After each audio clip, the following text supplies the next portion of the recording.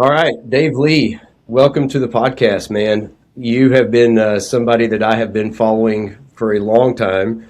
And when I met you about 3 or 4 weeks ago, I told you that when I bring providers on to my staff, you're one of the first people that I connect them with on your platforms, from your ebooks to your YouTubes and podcasts, man. I just have so appreciated you being the advocate you are in the TRT world, as well as thyroid optimization, which we're actually going to talk about today. So, welcome to the show, bro.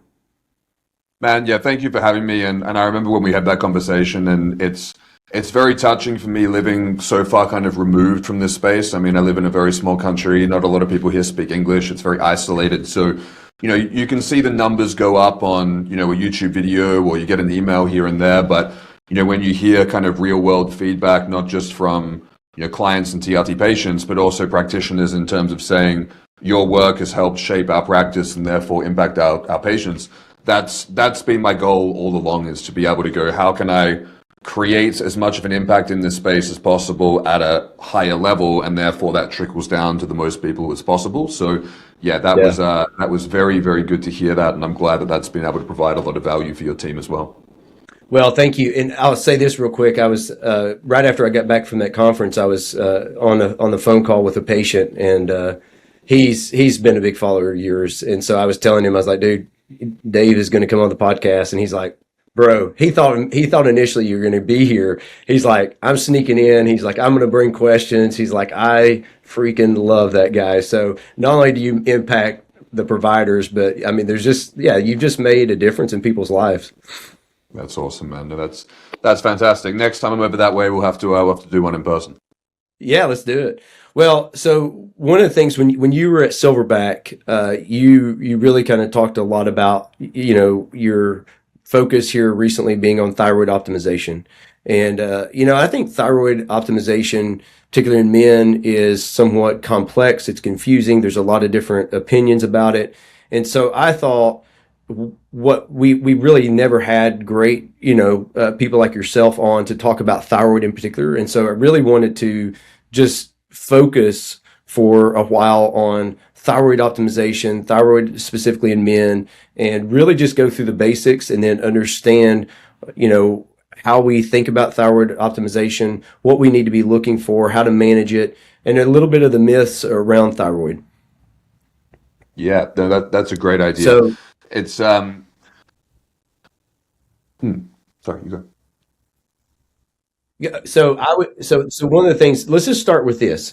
Walk us through the hypothalamus pituitary thyroid axis. Like, take us through what that looks like, and how thyroid function actually works. Yeah, yeah, very good idea in terms of starting with the basics.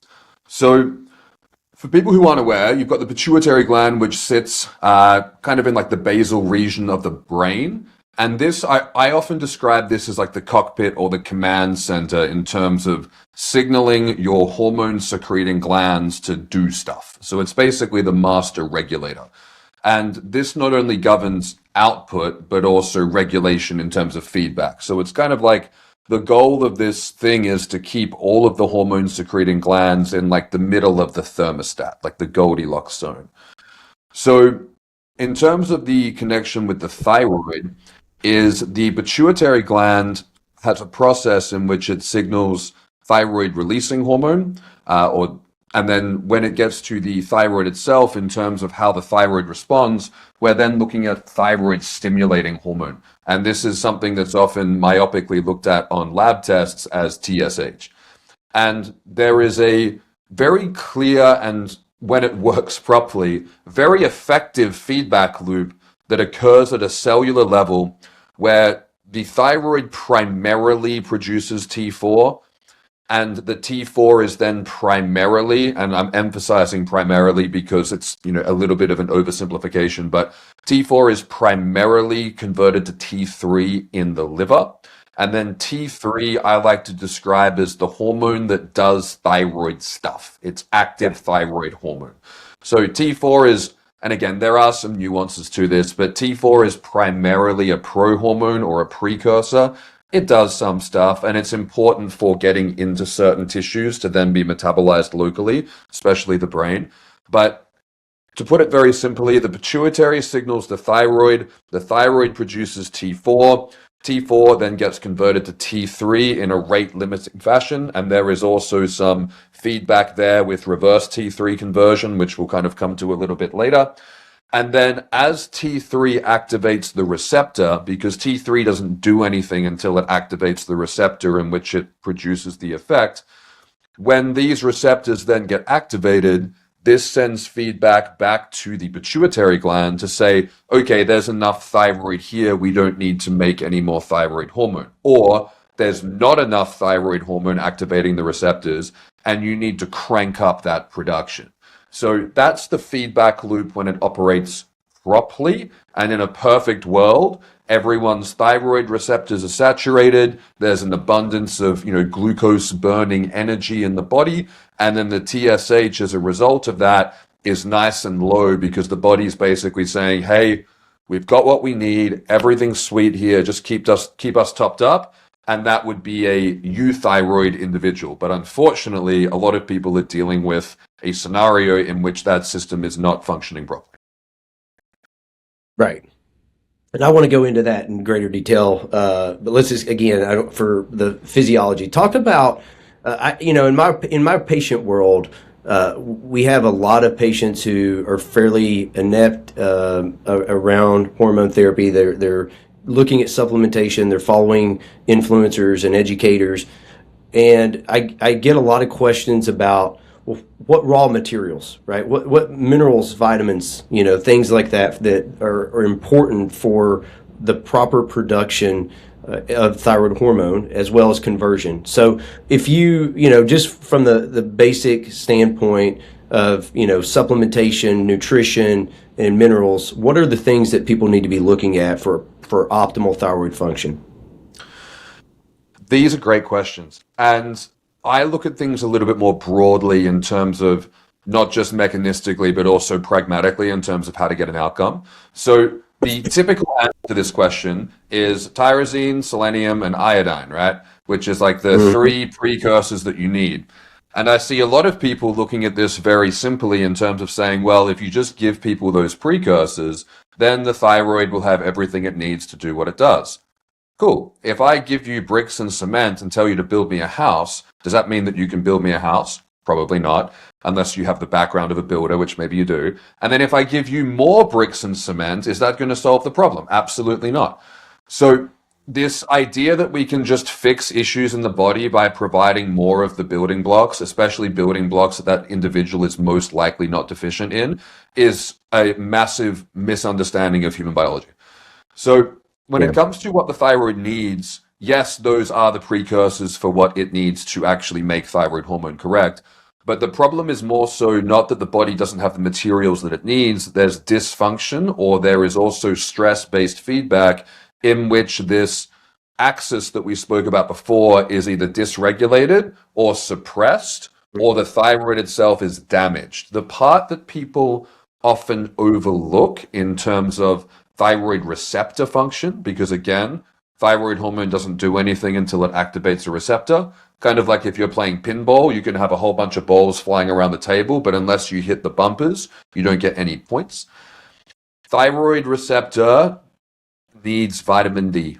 So being vitamin D deficient is a great way to make your thyroid therapy ineffective, or to make the resolution of the hypothyroid symptoms take forever, or to be incorrectly diagnosed with hypothyroidism. So vitamin D is very important, and the other one that is very important for preventing overconversion to reverse T3 is magnesium. So my general prophylactic approach to covering the nutrition-based side, because typically if people are having thyroid issues due to malnourishment, it's because they've either got a terrible nutrition structure or they're dieting aggressively and restricting calories and therefore nutrients, is to cover off all nutrient bases with a comprehensive multivitamin combined with omega-3, combined with an additional vitamin D source, and combined with magnesium. And if you can have that foundation in place of a really premium quality product like a Thorne Basic Nutrients or something like that, this is a really good way to say, well, if there are any holes that are causing this that are easy to correct from the foundation of micronutrients, this will take care of that. And there's very few people I've met that that's been the core issue, but sometimes that is what needs to be in place to then make the thyroid therapy work properly. Great. What do you find that there's an optimal vitamin D level for thyroid function that we should be shooting for as clinicians? Not so much an optimum vitamin D level per se. Like I would argue that once you'd got out of a deficient territory, then it would be kind of diminishing returns in terms of the outcome of the thyroid. The main thing with the thyroid is that it just needs to not be deficient is the most important thing. I don't think the difference between having a acceptable vitamin D level and a supercharged vitamin D level would be a huge difference in the actual outcome related to the thyroid. I look at vitamin D a little bit differently in terms of not looking at, I always look at numbers, of course, because numbers are important. But as someone who lives in Eastern Europe, grew up in Australia in terms of a contrast, and then, working with people, everything in between, I found some interesting stuff in terms of vitamin D. So, for example, a lot of people who live in very sunny places actually are deficient in vitamin D because they can't get enough sunlight to get robust vitamin D without burning. So, like in Australia, for example, you can get a tan, but you kind of have to pulse your sun exposure. Whereas over here in Lithuania, you can go out in the sun all day in summer, get a huge amount of vitamin D, and you kind of have to try to get burnt over here. It's because the sun's so much more gentle. So when it comes to optimizing hormones, when people are on hormone replacement therapy, unless you're a real sun lover and you're really adamant about getting optimal amounts of sun, I think every male should be taking 5,000 units of vitamin D. The Thorne Basic Nutrients has 2,000, which to me, I'm like, this is a minimum to cover a deficiency. But 5,000 is a minimum, and most people do better with 10,000, but depends on their sun exposure. So I tend to look at vitamin D as a tool. And I learned this from Dr. Keith Nichols. I can't take credit for this, but I was always very impressed when how he would present a patient's protocol. Vitamin D was listed with the hormones. It wasn't listed as a supplement. And he had the approach that adding at least 5,000 IU of vitamin D was necessitated to make the rest of the hormonal interventions work properly because it needed an abundance of vitamin D to do what the hormones did. And I can say from practice, in terms of seeing how this plays out, that is definitely true for TRT, and it goes double for thyroid. Yeah. Well, and I think we're on the same page.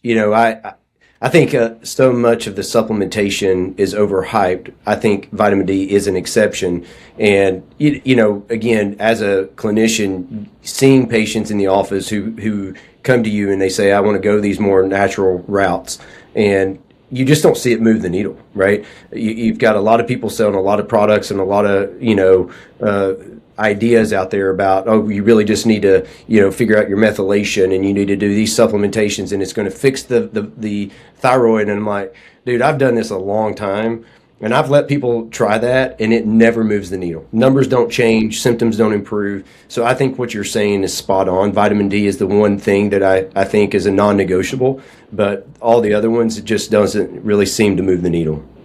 Yeah, I completely agree. I worked in the supplement industry for a long time. My undergrad was in digital marketing. I did a lot in that space. I've formulated and designed supplements, but it's always around just providing the most robust, high quality micronutrient foundation.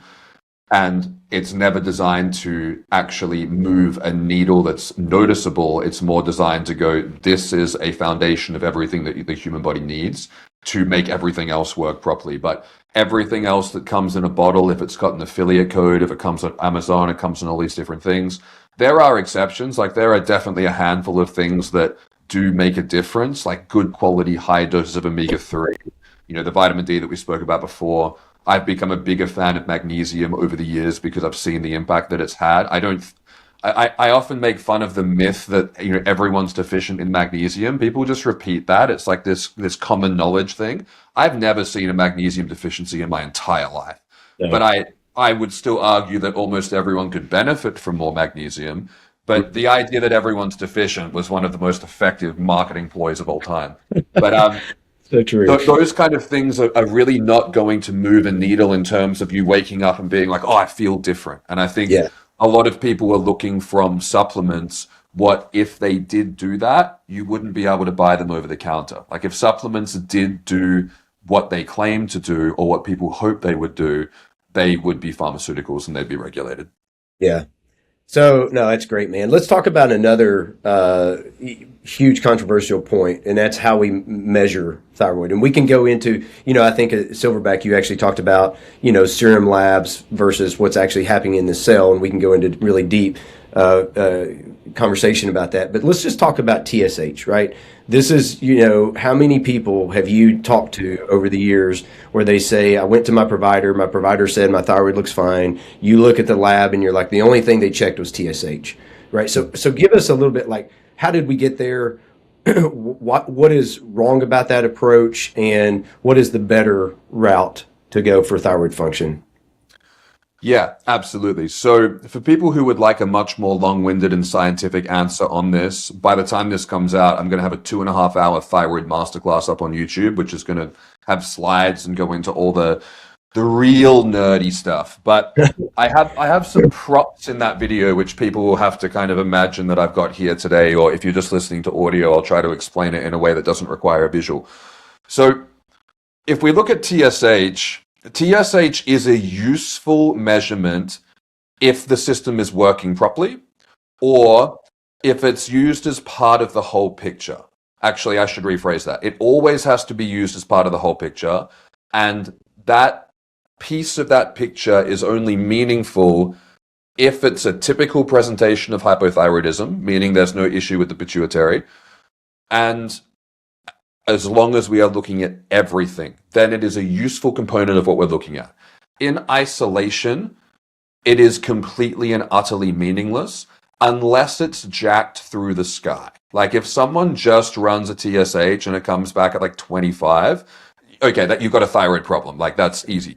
But in terms of anything beyond extreme thyroid dysfunction, TSH on its own is completely useless. And it's especially useless when determining subclinical hypothyroidism, which is what most people are having misdiagnosed and overlooked. Because if the TSH comes back at 20 or 25, that's going to be investigated. So the problem with TSH is that TSH is basically, if we're going back to that signaling cascade that I talked about originally, TSH is part of the feedback of your body saying, I need more, or I'm good with the amount of thyroid hormone that I have.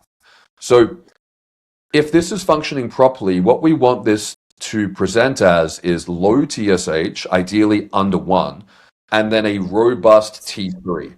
And depending on the units that you're looking at, that would be a 4 or so in the units typically measured in the US, and in other Western countries, it's typically a 6 or a 6.5. The numbers are similar, which can be confusing, but I'm just going to reference the range from now on. Obviously, the reference range is BS, but there's different units, so people are just going to have to deal with that one.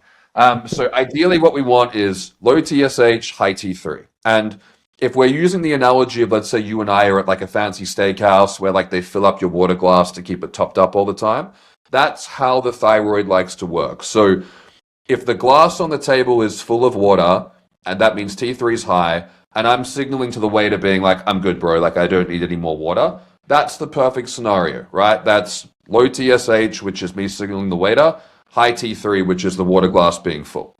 So that's the perfect scenario.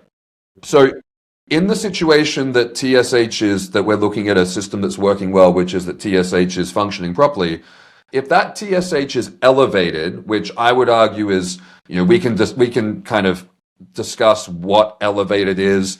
Anything above 2.5, anything above 3, anything above 3.5, it kind of depends on where people want to draw that line. But if that number is elevated, it means I'm signaling to the waiter saying, hey, I'm thirsty, water come in the glass. And the higher that number is, the more I'm signaling to the waiter being like, I'm really dehydrated, man, we need to fix this situation up. So if that TSH is very, very high, in this analogy, you would assume that my water glass is emptier relative to how much I'm annoying that waiter. So if I'm going, bro, water glass empty, come on, fill it up, you would assume that that's because that glass is empty. And this is what we'll often see in Hashimoto's, where the thyroid has become damaged, where TSH will go through the roof, T3 is very low, because in this scenario, the waiter is not capable of pouring the glass, whether it's, the bottle's empty, he's off doing something else, whatever. The issue is that now my brain is screaming at the thyroid because there's no hormone at the receptor level because the thyroid's damaged. That's your typical autoimmune thyroid presentation. The other problems, though, is when this doesn't follow this presentation, because we could be looking at a secondary thyroid issue, we could be looking at some age-related thyroid decline, or we could be looking at a pituitary issue. So one thing, for example, that often gets overlooked without kind of going too deep down the nerd stuff too quickly is that if the pituitary is deformed, let's say empty cellar, that means that that signal is not working properly. So this glass could be empty or half empty, but I'm saying to the waiter, no, I'm good. I don't need any more water. So if the clinician is looking at the labs and they're going, well, the TSH is under 1, which is optimal, but then free T3 is like mid-range, an expert will look at that and go, that TSH is too low relative to that T3, that signaling's not working properly. But the average GP is going, well, that's within range, that's all fine. But someone who's seen this, looked at 5,000 thyroid panels is going to go, nah, that doesn't quite add up, we need to MRI the pituitary gland. Another scenario which is more common in terms of statistically is you'll see high TSH and high T3. So what that means is that the glass is full and I'm going to the waiter being like, hey, more water. And he's coming over being like, it's full. So in that scenario, it's either I'm like a very annoying, customer, number one, but what's really happening in that scenario is that the thyroid's not working at the receptor level, meaning there's a whole bunch of thyroid flowing around. The thyroid's going, well, I'm pumping out at max capacity, but with all this T3 circulating, why is TSH still elevated? And it's because it's not getting into the receptor to create the feedback system upstairs. So those are kind of the two typical things that would fall out of that typical pattern. There are other patterns that can also occur as well. Age-related decline tends to look more like the empty cellar presentation in terms of both of them dropping.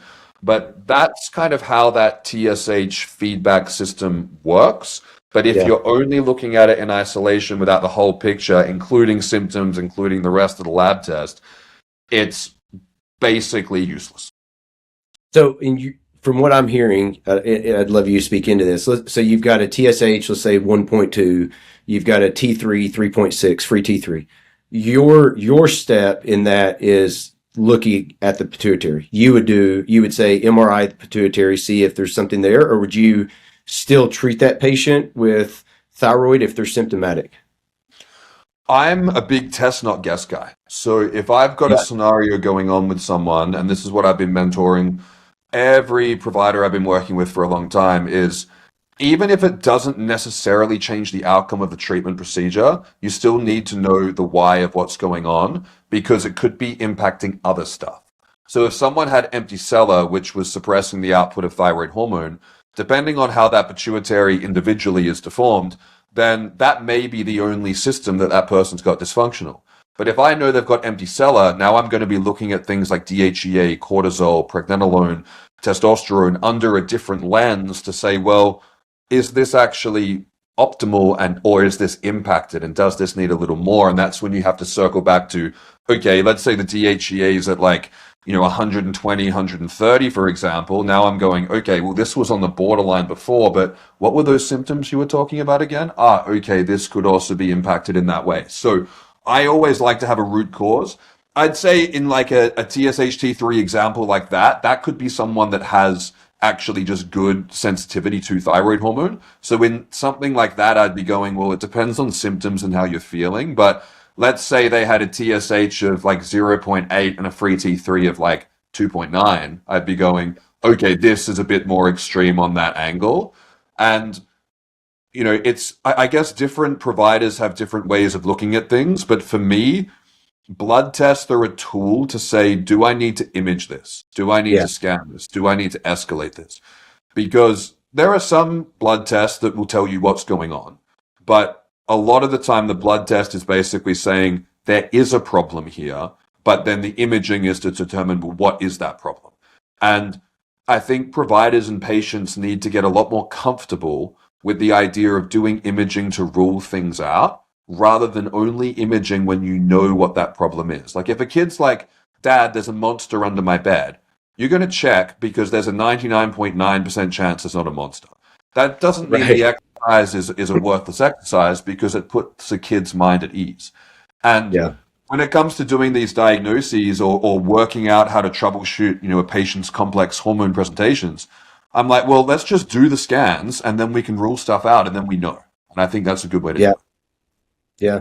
Let's talk about you mentioned Hashimoto's. So let's just talk about that for just a second because that's a whole another topic, right? But just for the sake of just a quick overview and just some thoughts. I've heard quite a bit around Hashimoto's again, similar to like the supplementation, but if you've got somebody with Hashimoto's, no known Hashimoto's, looking from a standpoint of heavy metal toxicities, mold toxicities, viral load, parasitic infections, is that something that you see clinically, you see in the research? Do you think there's validity there? This is one of my favorite topics because this actually came up earlier today in a Q&A I was doing. And the reason why I like this topic is that the only correct answer to this is I don't know, because that's where Yeah. the consensus is in terms of science. No one knows. But there are theories that are more valid than others. So, for example, Yeah. someone asked me today if Hashimoto's is caused by intergenerational trauma. And I said, probably not. No. Yeah. Now, with that said, the way that I look at autoimmunity, and this is my opinion on it, which other people share and other people may not, but the way that I've seen it play out, because I've done a lot of the genome research with this as well to kind of work these things out, is the way that I would describe it working is that if someone has an autoimmune condition, which tissue in the body will be affected by that condition is genetically determined. So if you have 5 people who've got autoimmune conditions, each of them have got a different one. Let's say you've got, celiac, Crohn's, ulcerative colitis, type 1 diabetes, Hashimoto's. All of those people could have had a similar trigger which caused that autoimmunity to occur, but then which proteins and which part of the body the immune system targets seems to be genetically predetermined. So your propensity to develop X autoimmune condition is genetic. Like we know Hashimoto's is hereditary. We know it's primarily passed on through the female. We know type 1 diabetes is genetic. We know celiac is genetic.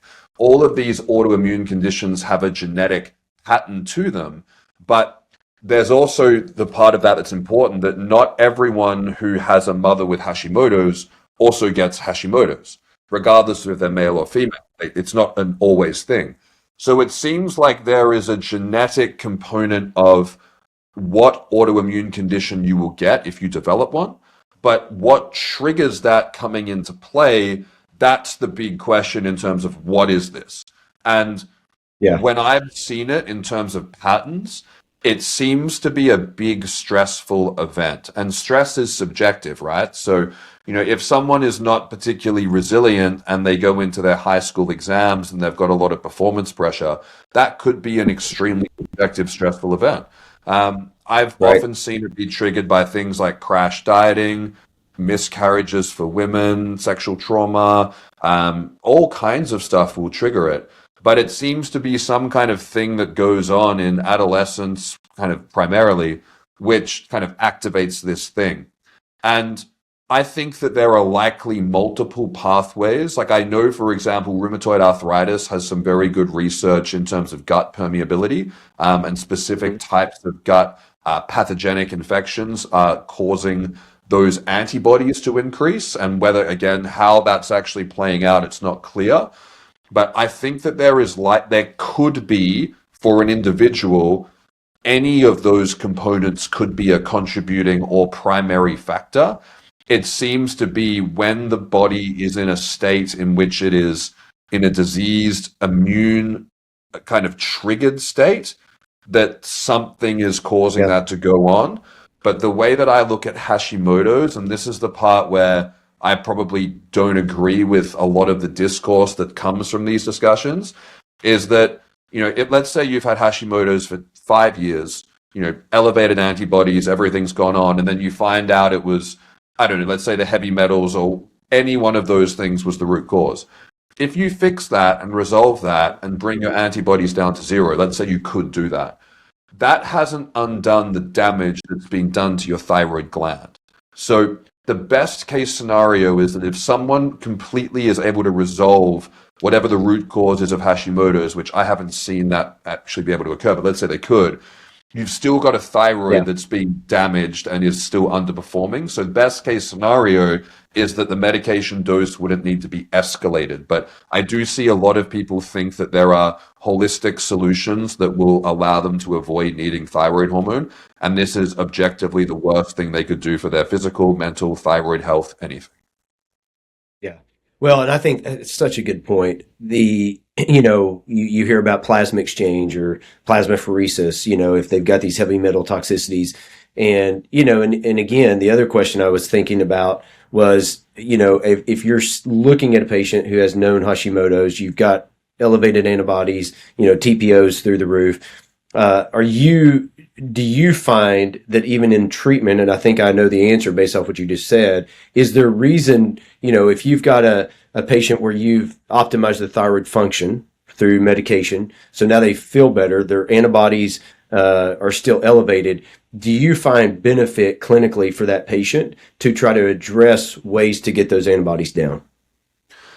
Yeah, I love this topic. So these topics are why my thyroid masterclass is almost double the length of the testosterone masterclass, and also why I think a lot of practitioners, because dude, when I did it, I'm like, oh, this is long. I'm like, I'm doing the slides. I'm like, this is never gonna end. But I'm glad I got it all out. But it's, I think it's also why a lot of providers don't do thyroid because they're like, this is too hard, and it's Yeah. harder than TRT because we are dealing with a static exogenous thyroid level, but a dynamic endogenous thyroid level, especially with Hashimoto's, which is fluctuating all the time, but this one is constant. Whereas with TRT, we wipe that one out and then we just put a constant in. Way easier. Yeah. So Yep. the higher someone's antibodies are with Hashimoto's, people often think of it again like the broken thermostat. And if someone's got Hashimoto's, they're broken to the cold side. And then when we treat the thyroid, it's about bringing it back up. It's more like it's broken to the cold side, but it's like this. It's not just like, low testosterone, for example. So the Yeah. problem is that if you've got this fluctuating, and for people who are listening to the audio, I'm kind of moving my arm around like a broken thermostat. If you understand that this is still fluctuating, but then the amount that you're putting in each day is consistent, then unless you correct the underlying stressor, you're not kind of going to bring this into a more kind of manageable variance. So if someone's baseline thyroid is going like this, you're either going to have to overshoot them with medication and give them side effects at the top, or undershoot them with medication and have them be not fully optimized because Yeah. that variance is going to cause too much of a problem to be able to have them in a sweet spot. So ultimately, you have to work on the root cause stresses. It's not something like I've never seen someone be able to put thyroid like Hashimoto's into remission in terms of like antibodies go down to zero. But when they come back, like both ATPO and ATG being like undetectably high, I can say very clearly that there is absolutely a correlation there for people who have unresolved symptoms and side effects, particularly things like acne. So when it does come to that, it's kind of like with TRT. It's so important for people to understand that you have to work with the body. And if someone has led a very stressful life or an unhealthy life and Hashimoto's has manifested, they can't just take thyroid hormone and continue all the negative habits that they have going on that can be contributing to that. They absolutely have to work on controlling and modulating stress. And I don't know what women are like with this, but I know what men are like. Men have this idea of being like, okay, what pills and capsules can I take to fix that? And it's like, well, there's a couple that will help take the edge off, but this is 95% a lifestyle issue. And until you address the lifestyle factors, it's going to be a shit show forever. And sometimes people need to bash their head against the wall for 2 or 3 years before they realize they need to change their behavior. And the smart ones realize that sooner. Well, again, man, spot on. I think from a complexity standpoint, TRT versus thyroid function in and of itself clinically is challenging. I think the other thing that makes it challenging is what I often tell my patients, who have a primary care provider, maybe they're gynecologist. You have to force, at least in the United States, you almost have to force your PCP your endocrinologist, your urologist to check a testosterone level, right? However, everybody's involved in thyroid, right? Annual wellness exams. And so everybody gives them an opinion. And so we get more calls from patients who've gone to their PCP and said, "Oh my gosh, your TSH is way too suppressed. You're on thyroid medication that you're going to stroke out. You're going to have all these problems." Because, and again, we have to just constantly go back. Nobody does that around testosterone, right? I don't get those questions or those calls. And so I think that also kind of muddies the water and makes it even more difficult to manage these patients.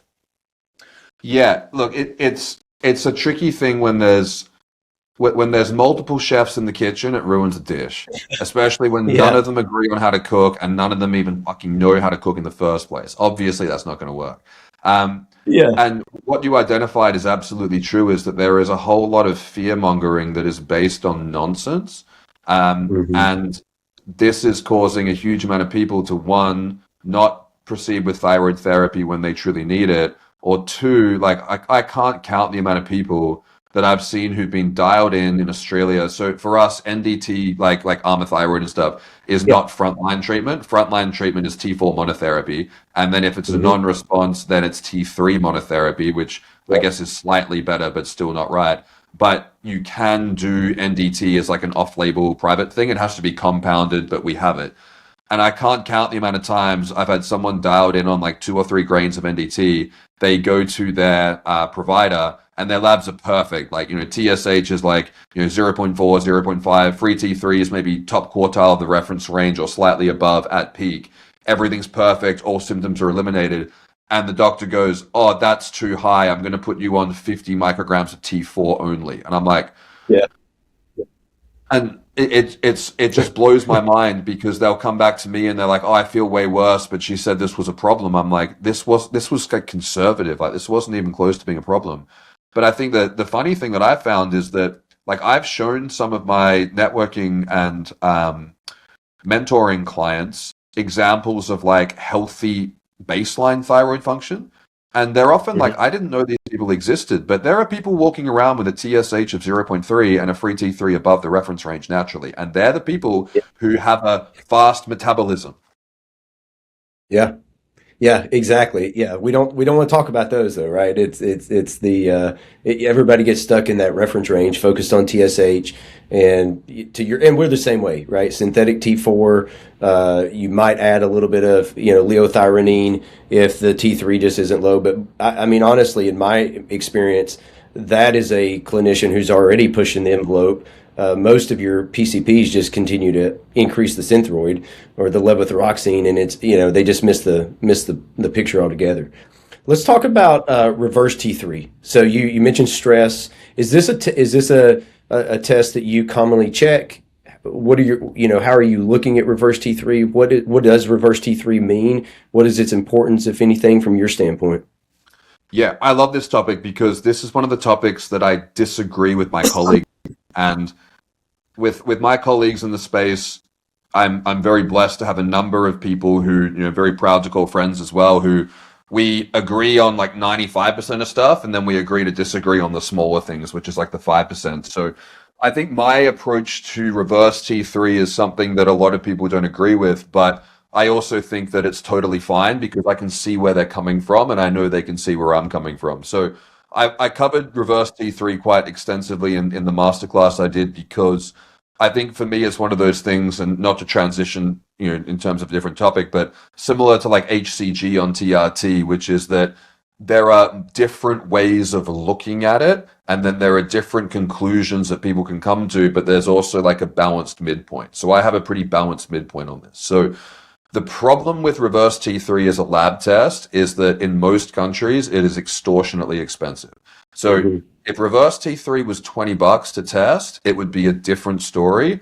And I think more people would use it in a frequency that would allow them to really understand how it's supposed to be used. So I've been fortunate enough, particularly in Australia, where you can get a reverse T3 test for, in US dollars, like about 30, $40. So I don't have it as like a baseline test for everyone, but I tested quite a bit.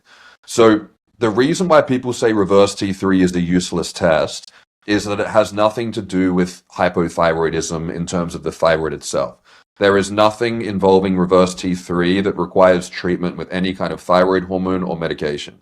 And that's why I think that a lot of doctors, or in terms of traditional medical practice, go, well, we don't need to test this because it's not something that we treat as a medical condition. I agree. So if you look at what reverse T3 is, it's very well named. So your body has T4, as I said before, that converts into T3, and then it can also convert into reverse T3, which looks just like T3, gets into the receptor, and then it basically outcompetes T3 for the most part. It has a preferential binding, and then it basically does nothing. So it's your body's way of intentionally slowing your metabolism. So we know that if we crash diet, we know that if we're super stressed, all of these things will cause the metabolism to slow down because the body's conserving resources. Everyone knows that. So this is the process by which that occurs mechanistically. So it's a feature, not a bug, is the important part of this. So if you measure reverse T3, what you are understanding in that scenario is that your body is pumping the brakes on your metabolism. So if you've got a high reverse T3 and you're hypothyroid in terms of your symptoms and your T3 receptor activation, this is like your body saying, I'm pumping the brakes, and then you're coming in being like, well, I want to go faster, so I'm going to pump the accelerator. This is not the solution, right? So common sense would dictate that that would result in a bumpy ride forward, which is what you see in practice. Improve some symptoms, but with side effects. In this example, you'd be much better taking the foot off the brakes. That's how you would go faster. So the value of reverse T3 is for the patient and client to have an objective lab test to say, you are stressed and this is a problem, fix your shit. Because a lot of the time, people are obsessed with ignoring the feedback that they're getting from their body, thinking that they are the exception to the rule, thinking that their, mindset, grind set, hustle, whatever thing they're doing is more important than their body's physical feedback systems. So reverse T3 is basically your body saying, I have chronic stress and I'm slowing your metabolism down and this is what's causing the issue. The most valuable thing about reverse T3 is that I can show a client an objective blood test to say, this is the problem. Yeah. Because everyone thinks that they can get away with their shit. So that's the most valuable thing. When someone's got a high reverse T3, it's best to treat it by one, addressing the root cause of what the stressor is, which people typically don't want to do. But the other one is also looking at, again, this is where supplements can help, because sometimes that reverse T3 could be caused by having twin toddlers or working a night shift job that you can't get out of for the next 6 months. Or not all stresses are resolvable. Chronic pain, for example. So these are where things like phosphatidylserine, magnesium, again, comprehensive multivitamin, sometimes even things like KSM-66 ashwagandha. This is where then supplements can be prescribed. And then also, depending on the practitioner, there may be a use case for medications like telmisartan, nebivolol, clonidine, things like this, around what that patient needs individually for their stress cause. But the part of reverse T3 that's important is for people to understand that if you have an issue with thyroid hormone from high reverse T3, you have a secondary thyroid issue, not a primary thyroid issue, kind of like primary and secondary hypogonadism. And just like secondary hypogonadism can often be resolved without needing TRT, hypothyroidism due to high reverse T3 can be resolved without needing thyroid hormone. Does that make sense? Yeah, it's great. Yeah. I mean, we talk about phosphatidylserine a lot in our practice for this particular problem. And we approach it the same way. We don't do reverse T3 on our baseline lab panel. And I couldn't agree more. I mean, I use that test as a follow-up when I understand that patient has stressors, that they're the grind, right? It's just even in healthy stress, or what is perceived as healthy stress, and it gives me the ability to say, this is your problem, right? Like you said, clean your shit up.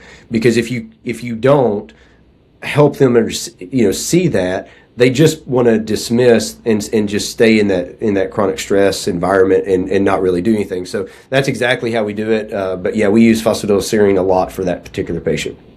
Yeah, That's great. getting people who are addicted to stress to Uh-huh. take a step back is very, very difficult. Like it is probably more difficult for type A people to switch off than it is for type B people to switch on. Yeah. And I think a lot of the time these people give themselves credit or a pass for it because their maladaptive coping process is outwardly successful. You know, Yeah. people who are addicted to stress will often be doing well financially or from the outside. And that's where I see the big problems that occur over time. You burn the candle at both ends for too long. But when my colleagues will say, oh, well, you don't need to check reverse T3 because they already know that it's going to be high, I'm like, I completely agree. Like if I'm ordering a reverse T3 test for someone, I know what that number is going to come back at. But for me, I'm like, and I guess this is because I'm primarily a health coach rather than a doctor, is my main area of interest is being like, how do I get the patient to elicit change that's going to get them the outcome that they want?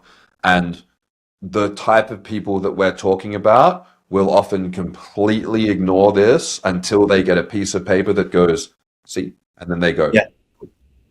Yeah, that's right. No, it's fantastic. Talk to us a little bit. So again, one of the things that intrigued me about your conversation presentation at Silverback was intracellular activity, right? And we've been talking a lot about blood draws and lab values and things like that. What is, from your standpoint, maybe the debate around blood levels of managing and monitoring thyroid function versus what is actually happening inside the cell? So, how well do these serum labs that we're checking actually reflect what is happening at the cellular level? yeah, these are great questions. So the point that I made before about thyroid being more complex than TRT and a lot of people putting it in the too hard basket, the other side of that coin is there's way more testing that we can do for thyroid to really fine tune and pinpoint these results.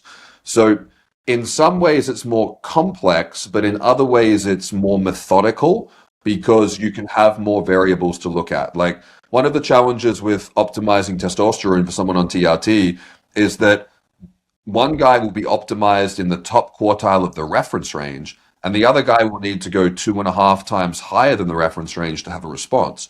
So that's a big window, right? And you kind of have to go, okay, well, let's get you into this range, and then let's work out where you need to be based on symptoms and bloods.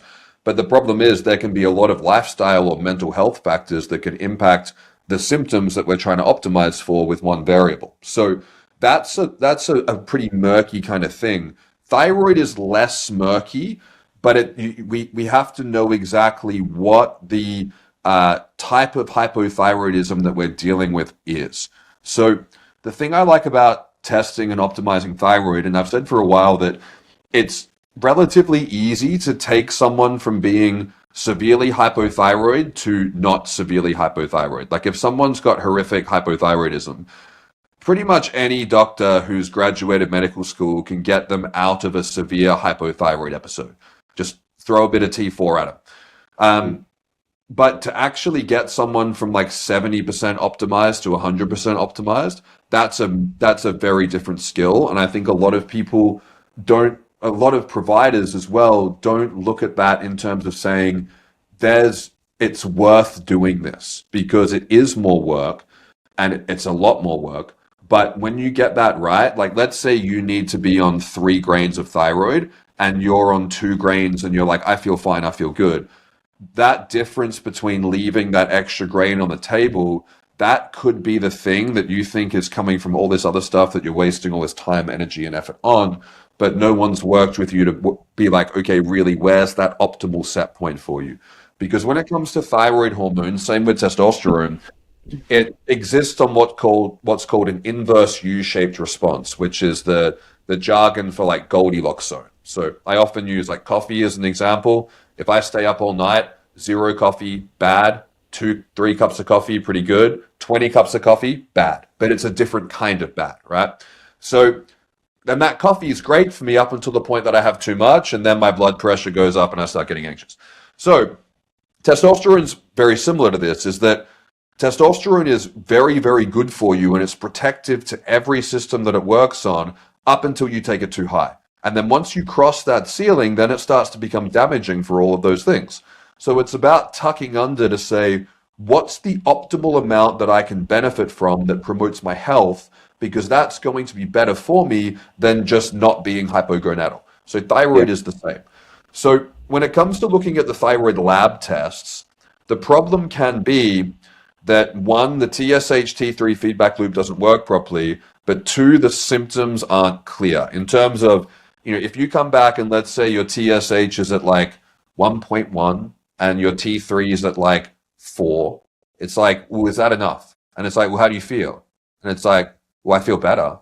It's like, Hmm. okay, well, is this the end or do we need to keep working up? And then if we work up, is it a matter of saying, well, let's just keep titrating up until you get negative symptoms and then titrate down? That that gets you to the end destination. It's just probably not the most responsible way to do it. So the way that I like to recommend people do it is to be thorough and also go a little bit old school. So I like to look at your TSH, free T3, free T4. If Hashimoto's is present, I'm going to be ultrasounding the thyroid because the way that this works pragmatically is that if someone's got ATPO and ATG undetectably high, they've got Hashimoto's. Like that's, you don't need to ultrasound for that. But if someone's, let's say, right on that reference line for ATPO and ATG, or let's say one of them's kind of low, but then the other one's just above that line, and their thyroid labs look okay, and their symptoms are, you're kind of unsure, the way that you check if there's damage to the thyroid in that scenario is you ultrasound. So the bloods in that scenario are saying, this is unclear, I'm going to image it. And if there's a problem with the thyroid, if it's mild, it'll be swollen, so increased blood flow. And then if there's a real problem, there'll be nodules. So that's more useful. But when it comes to actually optimizing the thyroid hormone in terms of does what's on the paper reflect what's going on at a tissue level, I have seen a lot of people have to push T3 up pretty high to get TSH to come down. And in those cases, it's a matter of split dosing and also recognizing there can be some resistance at the thyroid hormone level. So working on correcting that resistance, which is often with vitamin D, improving body composition and optimizing for liver health as well as overall improving nutrients, making sure they're getting enough carbohydrate. All of that kind of stuff can be important as well. Good hydration, those factors, enough sleep.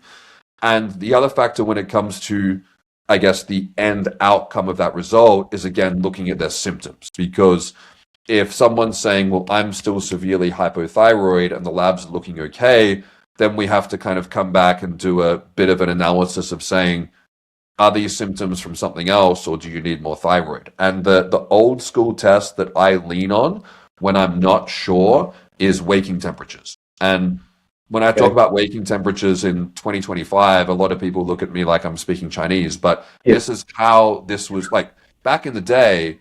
They used to just give you Armour thyroid until your waking temperatures came up to like 97.8 to 98.2. I don't think that's the way to treat it because other things can impact your waking temperature. But it's a very good way to say, let's say we use this analogy again. You come back to me with a TSH of like 1.1 and a free T3 of 4, and you're on like 1 grain of thyroid. And I'm sitting here being like, is that enough for you or do you need more? If I measure your waking temperature average for 7 days and your waking temperature is above 97.8, I can say, yep, that's enough, that he's in his optimal waking temperatures. But if it's still on the lower end, it doesn't necessarily mean I have to give you more. But if it does come up into that level, it does mean that you've got the optimal amount there. So because there's multiple additional tests that you can do to get a complete picture, it is easier to optimize that if you use all the tools in the toolbox. And the last thing I also like to do is if I'm in doubt, I do a peak and a trough measurement because Yeah. sometimes people will be very stable over 24 hours, even with once daily dosing of NDT. Other times people will double and halve. And in those people, we need to be adding in the afternoon or evening dose. And that can be annoying for compliance, but like increasing the dose if they're going on a big excursion over 24 hours, that's just going to cause side effects and no symptom resolution. Yeah. No, I love that. And I want to talk about this peak and trough lab checks, right? So again, traditionally, people are, I mean, I have to educate my patients on this all the time because especially if they've been on, let's say, a synthetic in the past, they're under the assumption don't take your medication that morning, right? And I'd love your opinion. I personally have my patients do both peak trough, right? So, but for me, the way I look at that is if I'm trying to manage where is this grain of thyroid taking your levels, I want to know what that looks like. We chase again. I don't know Australia and other countries, but it feels like in the U.S. I always tell people I can make your lab say whatever I want, right? And so we feel better about ourselves as a clinician to say, oh, you didn't take your thyroid medication, that TSH is in normal range, or the T3's, not super physiological. But to me, I think it provides more value to see what that level looks like at the peak level, right? And then I often do, so if I'm checking a thyroid level at 9 a.m., that next time, especially if a patient's telling me, man, I feel good up until that 2, 3 o'clock in the afternoon, and then it feels like I'm just kind of, crashing, I'll check their level then in exactly that same thing. And you'll often see it, right? A T3 will be 4.6 at 9 a.m., a few hours after they take their medication. At 3 p.m., it's 2.7. Well, that's a problem for that patient. And I just did it yesterday. I just implemented a half grain on this patient at 3 o'clock in the afternoon, in addition to what she's already taking. And so, yeah, from your standpoint, peak and trough, do you check them both? Do you find that there's one that's more valuable, or do you kind of just see them as both is something that people should be looking at? Yeah, I'm very much the same as you, and I developed that approach just from what worked best in practice because Yeah. I can work with a trough reading if I have to. I mean, I'm just looking at it through a completely different lens. Um, but if I only have one reading, I want the peak because I want to see Yeah. what's the highest point this is getting to. Because if that highest point is like a TSH of, again, let's assume the TSH feedback loop is functioning in this example. If the peak is like a 1.5 TSH and like a 3.5 T3, I'm like, there is no way, regardless of what the trough is, that that's enough to get you through 24 hours, especially if they still have symptoms. In a perfect world, if compliance was there, I'd have every single person do peak and trough. Absolutely. Yeah. Whether it's a morning afternoon one, like what you described, or whether it's a morning and then like a 24-hour trough the next day, so I can see a full excursion. Either of those scenarios are extremely helpful, but it's one of my go-to troubleshooting follow-ups for thyroid. And in a scenario like that, like if I've got someone who's like, hey, I'm troubleshooting my thyroid, I want to get it dialed in, I haven't been able to get quite right, I just do everything. So if there's Hashimoto's present, I'll do the ultrasound as well. But if there's no Hashimoto's, I'll be going, cool, lab test of everything so I can see everything that's going on. And I want peak and trough. So the second one, I'll just get one thyroid measurement for the trough lab test, and waking temperatures. Give me everything, and then we'll sit down and we'll look at exactly what's going on, and we look at it more like engineering in terms of understanding what it is. So peak and trough measurements are like the gold standard, absolutely. But yeah, if I only have one, it's peak, 100%. And Yeah. I think a lot of the time people are not really understanding that thyroid is not really something that is impacted by the circadian rhythm as much as something like cortisol is, for example. And if we did want to mimic the circadian rhythm, we would take thyroid at midnight because that's when TSH actually starts to rise, which obviously is not going to happen. But one of the things that I spoke about in that lecture, which was a really powerful take-home point for a lot of people, is that people think that if they give their patients a little bit of thyroid before bed, it's going to worsen their sleep. But if they're hypothyroid, it's actually going to improve their sleep as long as it's only a small amount that doesn't cause acute stimulation. But this idea of optimizing thyroid over a 24-hour period is mandatory. And some patients are lucky, like they'll take one dose of Armour in the morning and they'll be flatline over 24 hours. That's great. But particularly for the people who have trouble converting T4 into T3, for whatever reason, that T3 in your NDT has a very short half-life. And for the rest of the day, you've only got the T3 that you're converting from T4. So if that conversion pathway is hampered or sucks, then of course you're going to be having problems in the evening. But the symptoms that people have in the evening, like anxiety, restless sleep, having to get up to pee, waking up snackish at night, waking up at 2 or 3 in the morning and not being able to get back to sleep, night sweats, these aren't things that people are like, oh, that's me dipping into a low thyroid state, because they're not a typical presentation, because those symptoms are presenting as a downstream effect of going hypothyroid, which is going hypoglycemic, and then the adrenals compensating for the hypoglycemia by upregulating cortisol and adrenaline, which you're having when it's supposed to be low when you're sleeping. So the anti-stress effect of even just a little tiny bit of T3 before bed or in the afternoon, or just like a quarter or half grain of NDT, can make all the difference, especially if that morning protocol is already pretty optimal. Just adding that tiny little bit in at the end of the day. And if people measure their sleep and stuff with like the Whoops and the Garmins and Yeah. everything, do that. And every time someone's skeptical, they come back to me and they're like, my sleep score is finally good. I'm like, there Yeah. you go. Yeah. Makes a huge difference.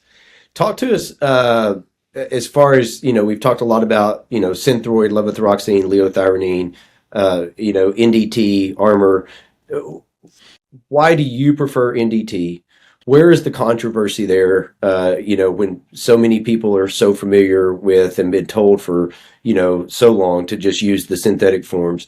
So just give people an understanding of, maybe where that controversy, was founded, why it's not valid, and from your standpoint, why you choose NDT. Yeah, the most important reason why I choose NDT is that in practice it works better for the majority of people. And Yeah.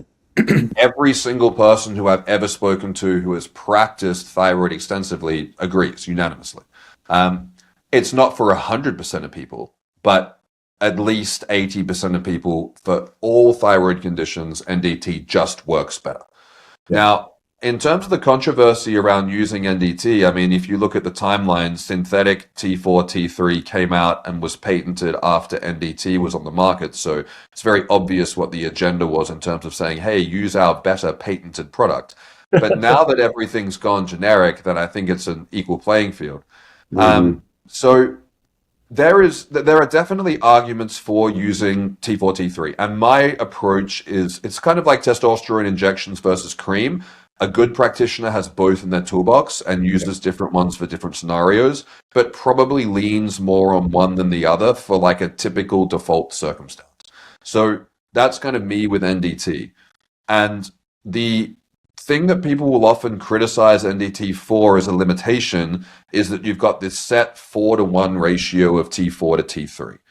And that's valid. I mean, you can't change that. What I found is that most of the time you don't need to.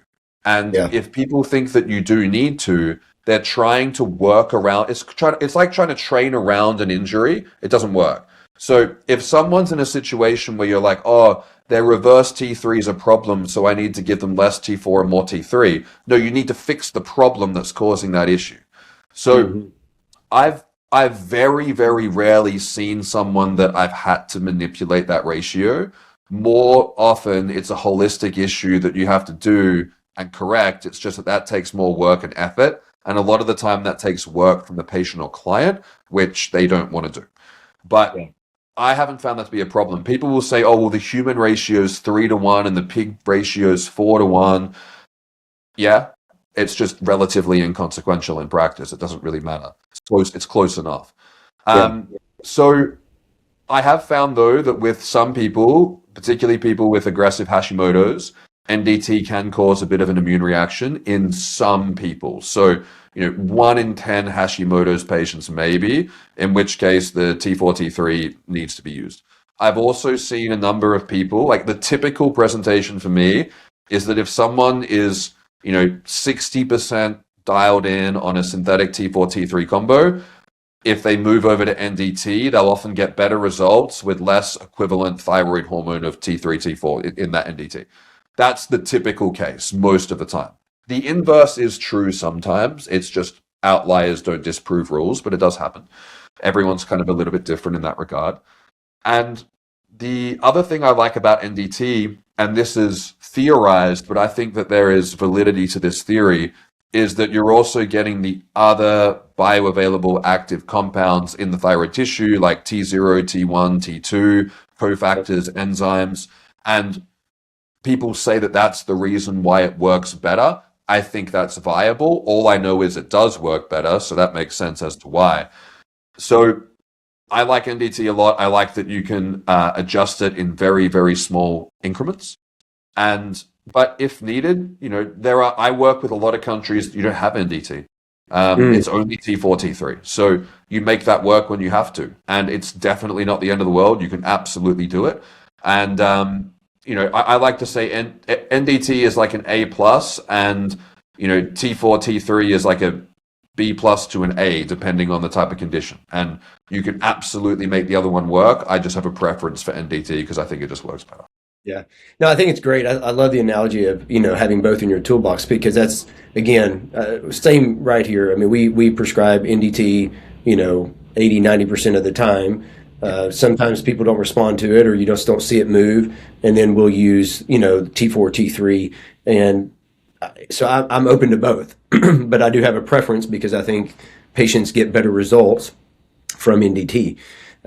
So yeah, but I think that's so important for people to hear because again, I don't know in, all over the world, but in the United States, it is just there. It's this dogma that no one should be doing NDT and everyone should be doing the, T4, T3 and just really helping people understand that there are options and there are better options. And it's not I don't stand on the side of you can only do NDT. I just think that there's a preference there, but when needed, you use T4, T3, and I think it works appropriately. So no, I love that. I just wanted you to speak into that. So, okay. Tell us, we'll drop in our show notes for you. I want people to have access to your masterclass. So I would love if I'll get with you after this and we can get a link, but I want to put that in there. I have so many patients, Dave, that I know are going to want to be a part of that. My providers are going to be a part of it. I can just tell you. So personally, like I'm super stoked for that to be coming out. And if, anything else that you want as far as, ways for people to connect with you, we'll drop that in the show notes. So I'll get that from you.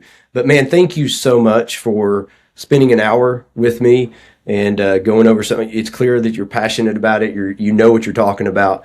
And man, I'm incredibly indebted to on your behalf of doing this for me. No, man, thank you so much for having me. It's great to talk about thyroid. I never intended to become someone who had any kind of advanced knowledge on the topic originally. Same with the liver, but they were these two systems that were so closely adjacent to what I was doing that it was out of necessity to fix the problems with the TRT. So it's great to go deep on this because most people who I've met, and no knock on people, but you only know what you know.